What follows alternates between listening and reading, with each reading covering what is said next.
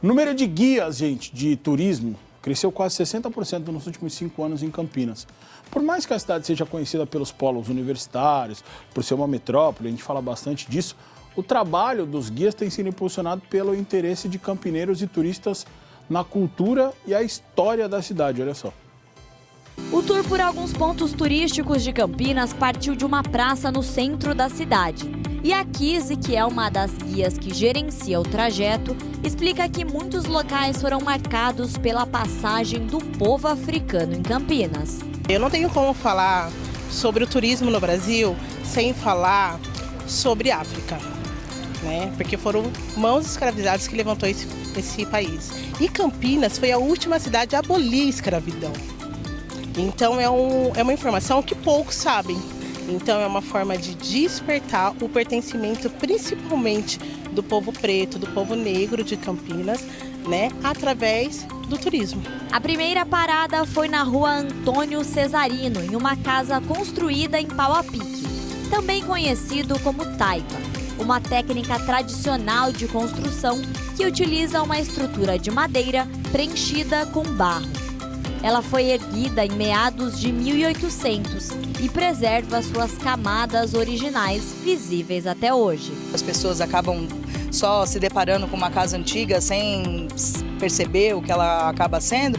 Eu acho muito importante fazer esse resgate do que ela era e principalmente do formato da construção que ela tem, né? É uma casa de pau a pique, é uma casa de taipa de mão, que a gente chama, né?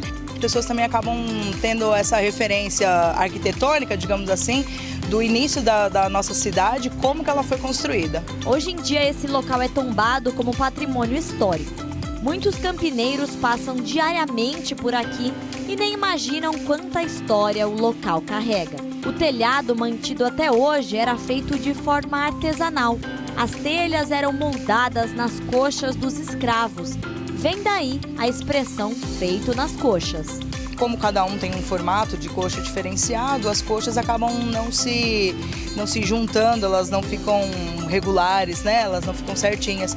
Então, daí essa expressão, né, de algo quando é feito de maneira irregular, né, o uso dessa expressão.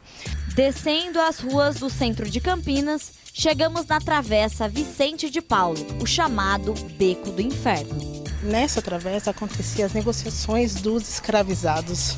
Então, eles eram colocados um lado a lado, cada um lado a lado, e ali eles eram expostos, né, pelos barões, e os barões vinham escolher. E aqueles que não faziam parte do padrão, eles eram mortos, porque eles não precisavam, já que eles não iam usar, né, como escravo, então não havia serventia para nada. Depois da pandemia, o interesse por esse tipo de passeio cultural aumentou e, consequentemente, o trabalho dos guias também.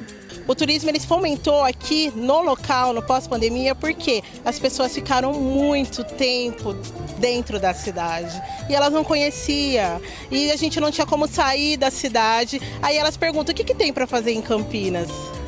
E aí foi descoberto exatamente a procura, a história, o que fazer em Campinas. Depois, com a retomada, né, pós-pandemia, a gente percebeu o crescimento, principalmente impulsionada pelos eventos, que a gente percebeu os eventos crescendo de uma forma interessante e trazendo toda a cadeia do turismo, né, sendo beneficiada com o crescimento dos eventos. Em 2019, eram 446 empreendedores no ramo. Já no ano de 2024, esse número saltou para 706, um aumento de quase 60% em apenas 5 anos. É um processo, os guias estão sendo procurados, né? Nós percebemos um aumento do número dos guias e, naturalmente, esses guias começam a migrar para uma agência de turismo receptivo. Então, isso também é um termômetro de que o setor de lazer também está bastante ativo aqui na cidade. As participantes desse tour por Campinas ficaram ainda mais apaixonadas pelas histórias que a cidade carrega. Muitas vezes no corre-corre a gente não percebe muitas coisas, a gente não tem o olhar assim de atenção para alguns monumentos que são muito importantes e que fazem parte da história da cidade. E conhecer a história é importante para a gente valorizar o patrimônio que nós temos. Muito legal conhecer a história de Campinas, é tudo de bom. Eu acho que todas as pessoas deveriam conhecer um pouquinho a história de Campinas, porque é maravilhosa. Antigamente eu tinha um pensamento, hoje eu tenho outro pensamento. Hoje eu consigo ver Campinas com coração. E não só com o trabalho, não só com o dia a dia, entendeu?